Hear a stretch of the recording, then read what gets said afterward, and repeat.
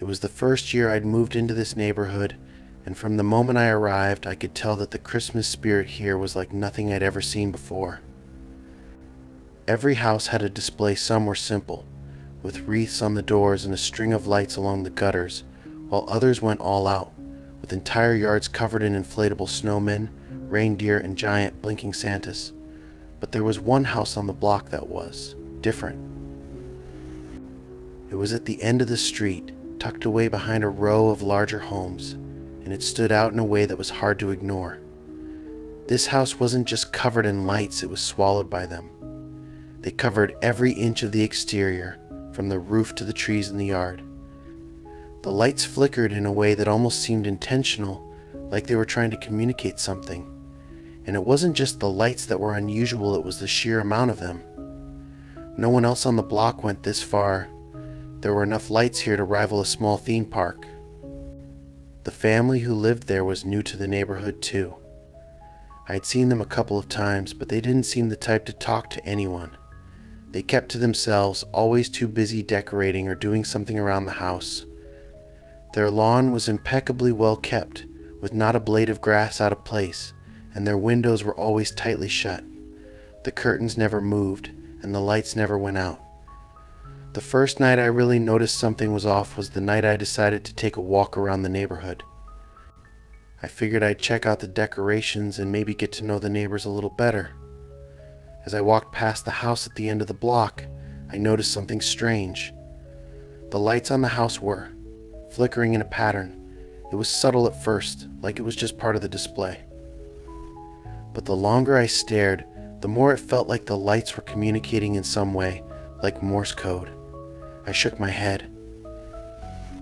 I wasn't one for conspiracy theories or overactive imaginations, but I couldn't shake the feeling that there was something more to this house than just an extravagant holiday display. I shrugged it off and continued walking, but as I made my way back down the block, the lights were still flashing. They were almost rhythmic, like they were trying to get my attention. The next evening I was out again, but this time I couldn't help myself. I had to stop in front of the house and take a closer look. The street was quiet, too quiet, actually, and the only thing that seemed to be alive was the house itself. The lights blinked on and off in a way that seemed almost deliberate. I thought I could hear faint music playing from inside, but it wasn't coming from a speaker, it was coming from the house, through the walls. I didn't know what to think. I stood there for a while watching, trying to figure out what was going on. Then, just as I was about to leave, the front door opened. I froze.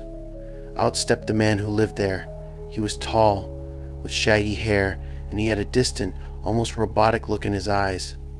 He didn't seem to notice me standing there at first. Instead, he just stood in the doorway staring at the lights. I wanted to wave or say something, but I couldn't bring myself to.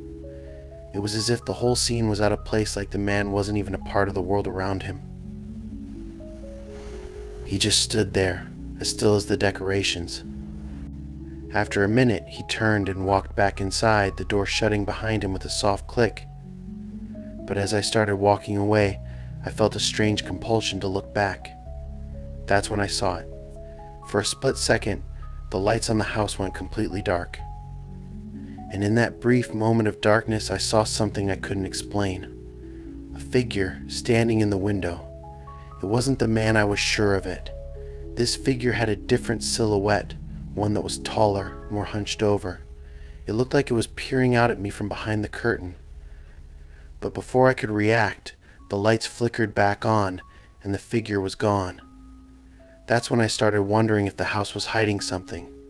I asked a few of the neighbors, trying to act casual, but none of them knew anything. Everyone seemed to think the family was just a little eccentric, but that was it. I didn't get any answers, so I decided to do some digging of my own. Over the next few days, I paid more attention to the house. I started taking different routes home from work, just so I could pass by it more often. I noticed a pattern at the same time every night. The lights would flicker in that weird rhythmic pattern, and the man would step out onto the porch, stare at the lights, and then disappear back inside.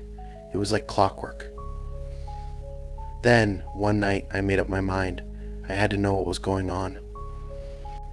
I waited until everyone else had gone inside and the street was empty. I crept over to the side of the house, peering through the thick shrubbery that lined the windows. I couldn't see much from the outside, but I could hear the faint hum of the lights and that same eerie music playing in the background. It was almost like the house itself was alive. I didn't know what I expected to find, but as I listened closely, I heard something that made my blood run cold. A voice, soft but clear. It was coming from inside the house. It was a woman's voice, but it didn't sound right. It sounded distorted, like it was being manipulated or filtered through something. I couldn't make out what she was saying, but the voice had an unnatural tone to it, cold, as though she wasn't speaking at all. I backed away from the window, my heart pounding in my chest. I wasn't sure if I'd just heard something real, or if my mind was playing tricks on me, but either way, I couldn't shake the feeling that there was something sinister about that house. The next morning I woke up to find that the lights were gone. The entire yard was dark, and the house looked completely normal. The display was gone, just like that. But the strangest part? The man was gone too. I haven't seen him or anyone from that family since that night. I don't know what happened or what I heard, but I haven't been able to forget that house. Every time I walk past it, I feel a chill, and I can't shake the feeling that whatever dark secret was hidden there is still waiting for someone to uncover it.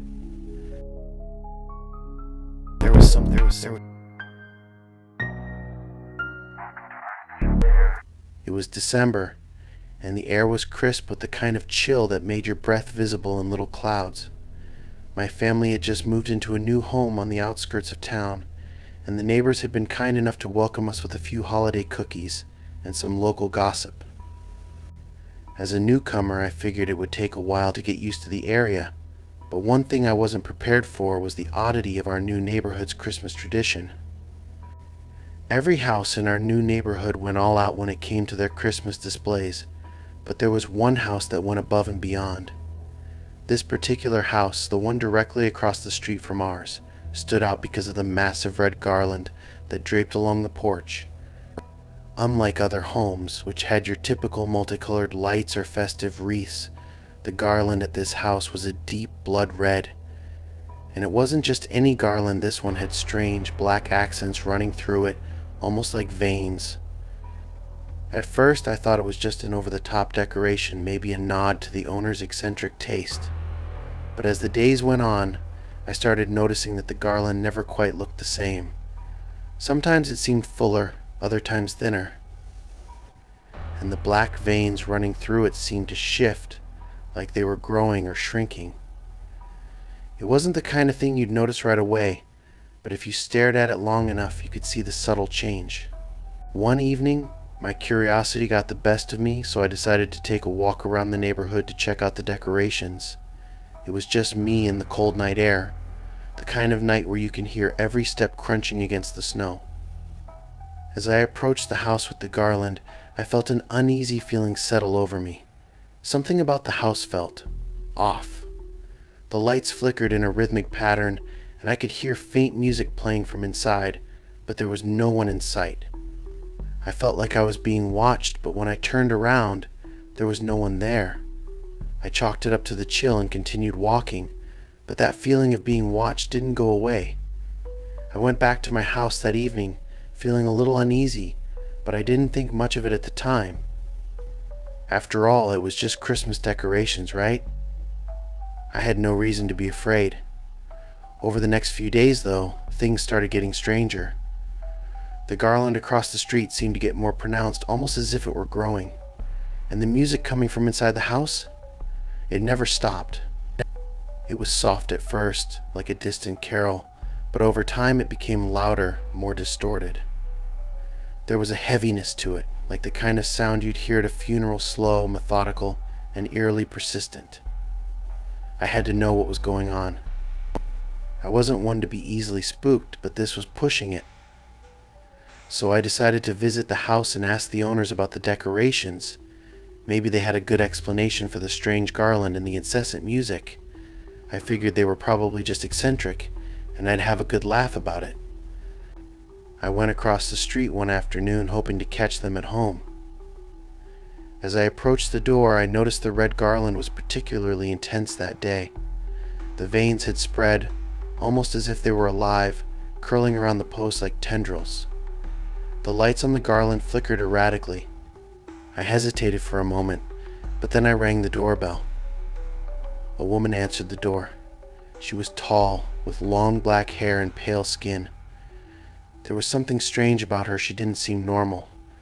Her eyes were wide, almost unnaturally so, and she had a faint, unsettling smile that didn't quite reach her eyes.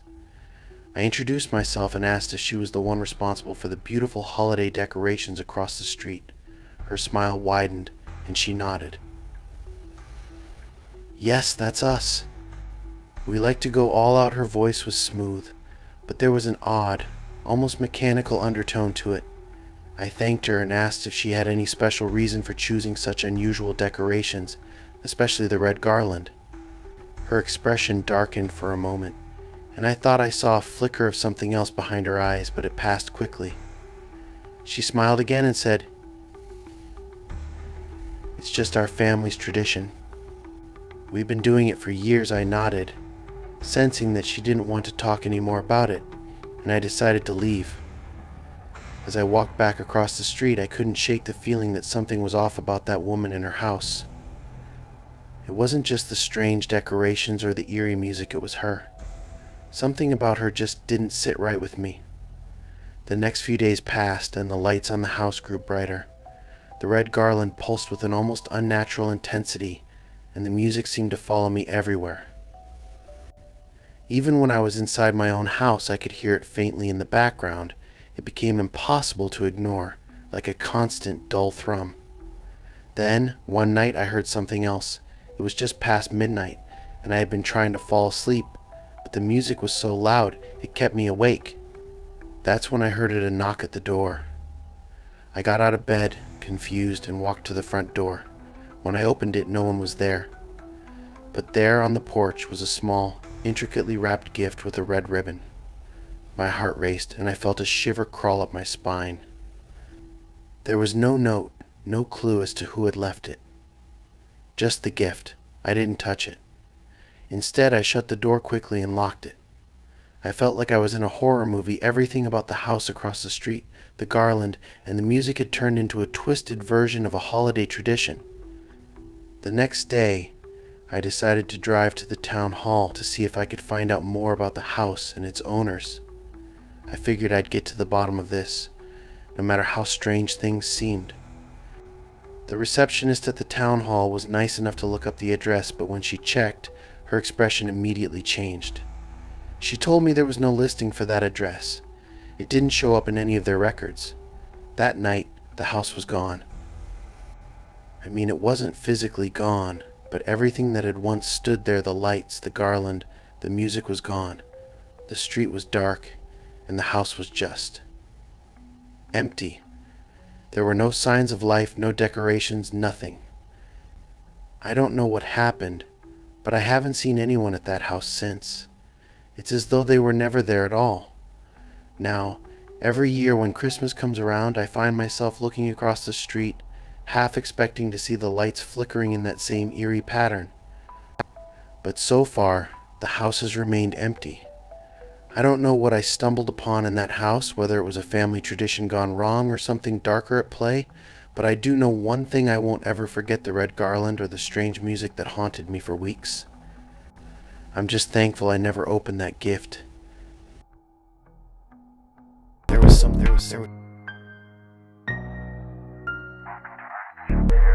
I've always loved Christmas.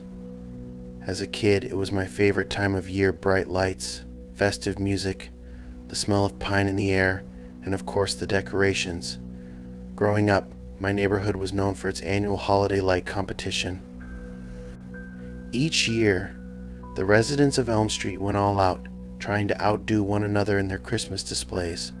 Some houses had reindeer, Others had elaborate light shows that synced to music, and a few even built mini winter wonderlands on their lawns. But there was always one house that seemed to take things to another level, and that house belonged to Mr. Adler. Mr. Adler was an old man who lived alone in a large Victorian-style house at the end of Elm Street. His house had always been a bit of a mystery to me. It was beautifully decorated, no doubt about that, but it always felt different. The lights at his place were always an intense white, almost blinding, and the decorations seemed to have this odd, glowing quality to them. His lawn was covered in frost, no matter the weather, and the air around his house always felt colder than anywhere else. It was as if he was trying to create the perfect winter wonderland, but there was something unsettling about it. As a kid, I never thought much about it, but as I grew older, I started noticing more and more strange things. The way the lights flickered sometimes, the way the snow on his lawn never melted, even on the warmest of December nights. It wasn't that I felt unsafe, but there was always an underlying sense that something was off about that house. Fast forward a few years, and I had just moved back into my childhood home after college. The holiday season was in full swing, and the familiar competition between neighbors was heating up. Everyone was trying to outdo one another with bigger, brighter, and more extravagant displays, but Mr. Adler's house remained the talk of the street. People whispered about how it was magical and how nothing could compare. Of course, I was curious, but I hadn't dared to get too close. That was until one evening, just a few days before Christmas. I was walking home from the store when I noticed that the lights on Mr. Adler's house were especially bright. The glow seemed to pulse, almost like it had a life of its own. It was beautiful, yes, but it had that same eerie quality I'd always felt. I decided to walk by and check it out up close. When I approached, I saw a strange figure standing in front of his house, just staring at the lights. He was tall and cloaked in black, the fabric of his coat billowing slightly in the wind. I didn't recognize him, and that alone was unsettling. It wasn't just that he didn't belong, but there was something about the way he stood there, so still, as if he were waiting for something or someone. I considered turning around and going back home, but my curiosity got the better of me. I slowly approached the man and cleared my throat, figuring I should at least ask if he was all right. The man didn't respond, didn't even move. He just stared at the lights, his expression unreadable. After a few moments, I finally asked if he needed help. "Are you all right?" I said, my voice a bit shaky. He turned toward me slowly, and I immediately regretted speaking. His face was pale, almost ghostly, and his eyes, they were empty. Not empty in the literal sense, but there was a void there, no emotion, no life. Just dark, endless black. Without saying a word, he raised one hand and pointed toward the house. I followed his finger, and my stomach dropped. The lights were still flickering, but now the glow was more intense. It wasn't just the lights, though, it was the shadows they cast. For a brief moment, the shadows on the walls of Mr. Adler's house looked like they were moving, shifting in impossible ways. I blinked, trying to focus, but the shadows seemed to crawl across the house, like living things. The man stepped closer to me, his gaze never leaving my face. "You shouldn't be here," he whispered, his voice low and raspy, like dry leaves scraping across the ground. I froze. Before I could respond, the ground beneath my feet suddenly felt colder than it had ever been. I shivered, my breath coming out in clouds, even though it wasn't that cold outside. The man's shadow seemed to grow, stretching toward me. I stumbled backward, my mind racing. I didn't know if I was imagining things or if something was really wrong, but I wasn't about to stick around to find out. I turned and ran home as fast as I could, not once looking back. When I got inside, I locked all the doors and windows, but the chill in the air stayed with me. It felt like the cold from outside had followed me in. I tried to shake off the experience, but something about it lingered, heavy in my chest. The next morning, I decided to call my friend Kate, who had lived on Elm Street her entire life. I told her what had happened, about the man, the shadows, and the way the lights had seemed to move. Kate listened quietly, and when I finished, she let out a long sigh. She asked, "Did you saw him?" Her voice trembling slightly. "Saw who?" I asked, confused. "The visitor," she replied, her voice barely above a whisper. "Every year when the lights go up, he comes. That's the price Mr. Adler pays for the decorations. You're not supposed to interact with him. He's not real, but he's part of the deal. The lights, the cold, the shadows." I didn't understand what she meant, so she explained further. Apparently there was an old legend about Mr. Adler's house. He had made some sort of pact years ago, something to do with the strange powers that allowed him to create such beautiful displays. But the price of those decorations was steep. Every year he had to make a sacrifice, and the man I'd seen was part of that deal. As the days went on, I started noticing other strange things happening on Elm Street.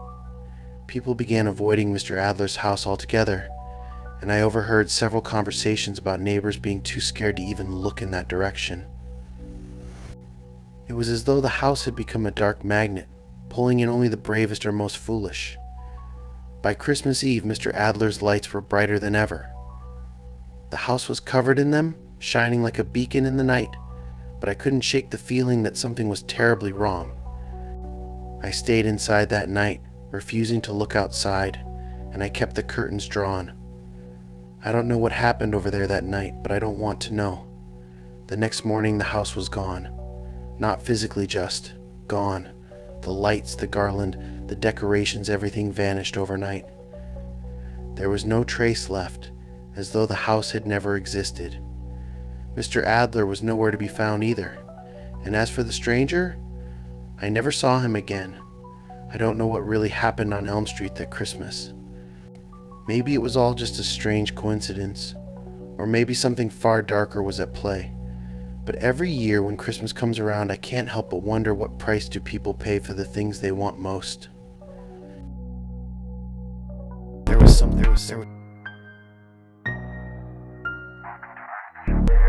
I'll never forget the Christmas my neighbors, the Thompsons, put up the most amazing Christmas display I'd ever seen. It was right out of a Christmas movie: twinkling lights, animated snowmen, and even a life-size sleigh on their front lawn. Every house on our block participated in the holiday light competition, but the Thompsons took it to a whole new level that year. It felt like they were trying to win more than just the neighborhood contest. They wanted to prove something. I lived across the street from them, so their display was hard to miss. The glow from their lights would filter through the windows of my house every night, lighting up my living room. But something started happening about a week before Christmas. I noticed a man standing in their front window at night. It wasn't a figure I recognized. He'd be standing there staring out the window, just staring. At first I thought maybe it was Mr. Thompson just looking out and enjoying the lights. But the more I saw it, the more I realized this man didn't move. Not once. One night I decided to get a closer look. It was around 10 p.m. and the Thompsons' lights were bright as ever. I stepped outside and walked across the street, squinting to make out the figure in the window. He was still there, as usual, but this time I could see his face more clearly. His skin was pale, almost gray, and his eyes, they weren't normal. There was something off about them. I don't know how to describe it, but it was like they didn't belong to a person. It was like they were hollow, staring at nothing. I felt my heart race, and I took a step back. That's when I noticed something else. The lights on the Thompsons' house flickered. The whole front yard seemed to darken for a second. When the lights came back on, the man was gone. I ran back inside, locking the door behind me, and tried to shake it off. I convinced myself it was just my imagination. But the next night, the same thing happened, and the night after that.